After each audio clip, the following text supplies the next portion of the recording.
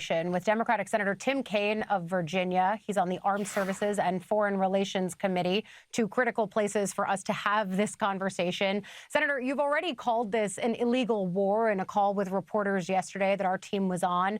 In November, a bipartisan war powers resolution that you co-sponsored would have reined in Trump's unilateral use of armed forces in Venezuela, but it failed. You're set to bring up another one again this week. So have you spoken to any Republicans who might have had a change of heart since this major move against Maduro? Ali, I don't want to put words in anybody's mouth, but when the earlier effort failed, because I predicted Donald Trump was going to do this, and I basically said, constitutionally, we can't be at war without a vote of Congress, state clearly that there should be no war within or against Venezuela absent a congressional vote.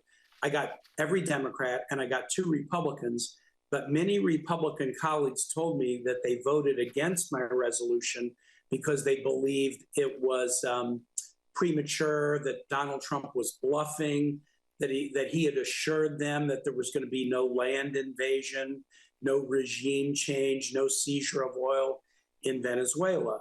I did get votes of Senator Rand Paul, who's a co-sponsor of my bill, and Susan Collins. But given that the president and his team sort of lied to Congress and they went ahead and did this land invasion, I believe we will get more Republican support. You saw yesterday in the press conference, the president has said he feels emboldened to potentially invade Cuba or Colombia or Mexico. Today, he told The Atlantic that he thinks we should seize Greenland. The Constitution is absolutely clear.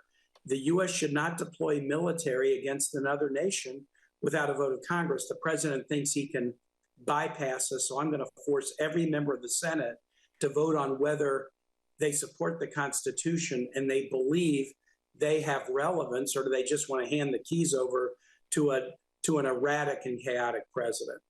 We've talked a few times over the course of the last hour and change about the rhetorical sleight of hand that the administration's trying to use here, Senator, saying, well, it was the military assisting with a law enforcement action. It sounds like you don't buy that.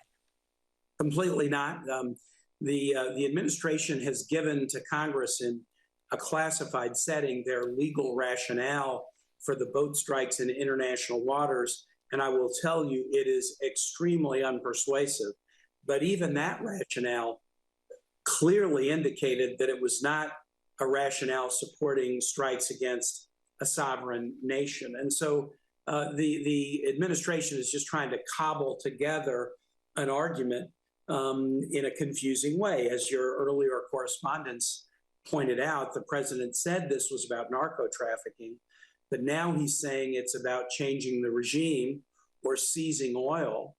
The Nobel Prize winning opposition leader, Maria Corina Machado, the president has indicated she isn't respected enough by the Venezuelan people to lead. And instead, you have Maduro's right-hand vice president currently apparently running things, with the president of the United States saying the U.S. is going to run things in Venezuela going forward. This president can't run the American economy. Food prices are up, energy prices are up, healthcare costs are up, childcare costs are up. He's going to run the Venezuelan economy too. This thing is a disaster that harkens to decades, if not centuries, of the U.S. asserting that it can dominate the internal affairs of sovereign nations in the Americas. All that does is push away allies and open the door for adversaries like China to make gains by promising partnership, which is always preferred to dominance, which is what President Trump is now threatening.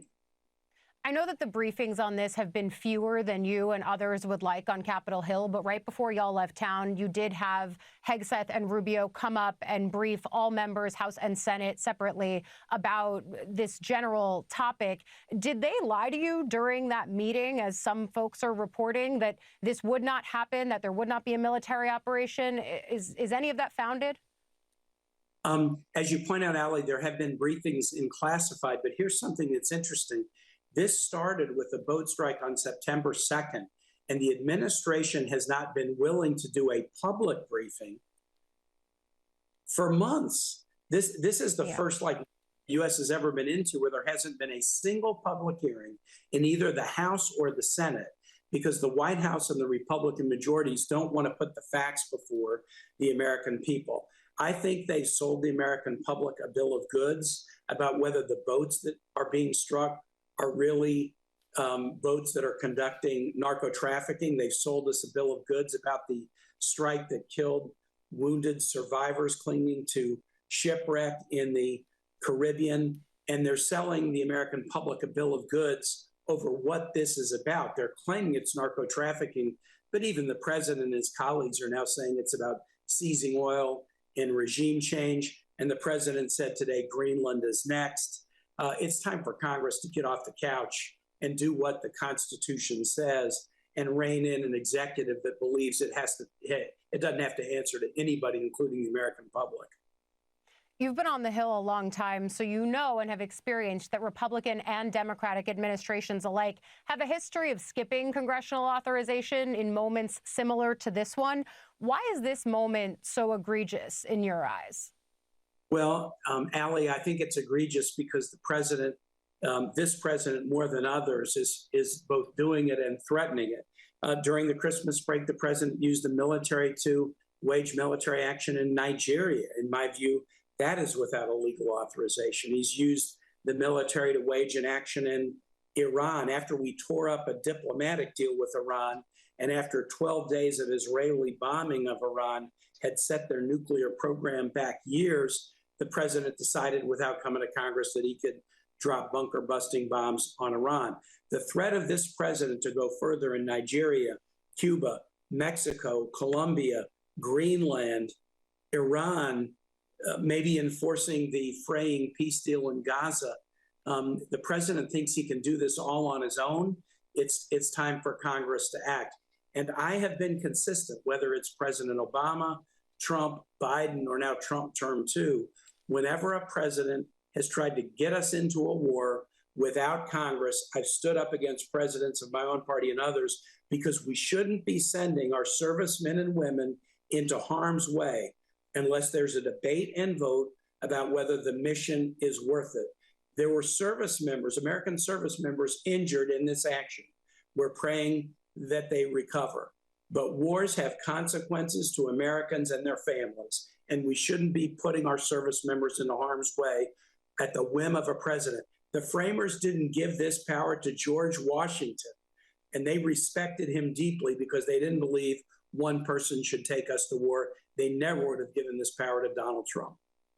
So you talk about then who has the power to wage war. If Congress doesn't, and it's failed before, right? Not just on the Venezuela issue, but other war authorization resolutions that you and others have put forward just this Congress.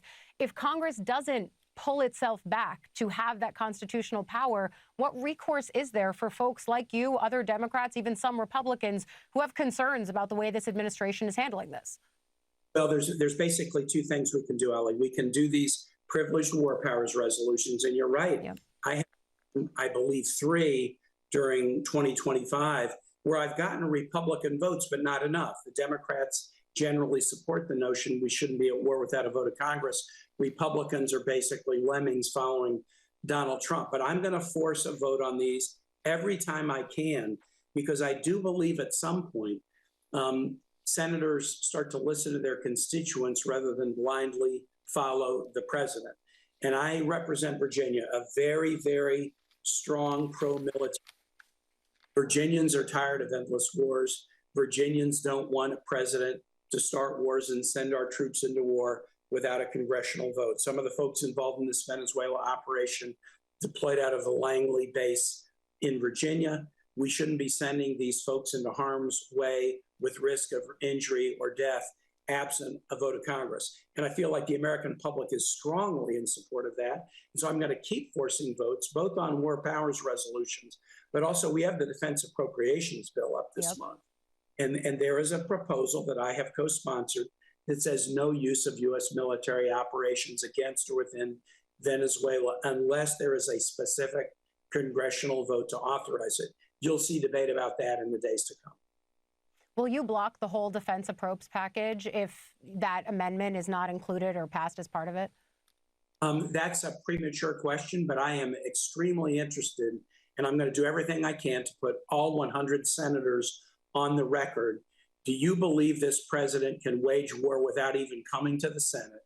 Or do you think you should have a role in this? And look, I should get a 100-0 vote on this, because senators who are saying, oh, I'm glad the president did this, they should have no trouble voting for a war authorization. But interestingly enough, they don't introduce that authorization because, frankly, they know what their constituents think. Americans are tired of forever wars, and they want to turn a blind eye and let the president act without crossing him. But I'm going to force him to vote. And I think at some point, the wisdom of the American voter and constituent will convince enough colleagues to join me. Senator Tim Kaine, thank you for joining us. We'll see you on the Hill tomorrow, Tuesday. See you then. And just ahead for us, a look at what's next for Venezuela and how the U.S. will be involved. We'll be right back.